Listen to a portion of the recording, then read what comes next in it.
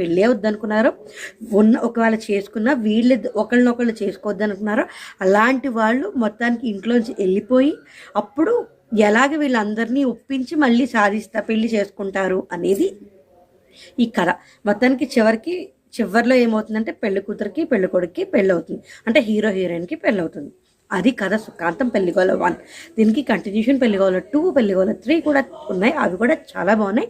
వాటి రివ్యూస్ కూడా నేను ఇస్తాను. కాబట్టి ఈ ఛానల్ సబ్స్క్రైబ్ చేయండి, వీడియో పూర్తిగా చూడండి.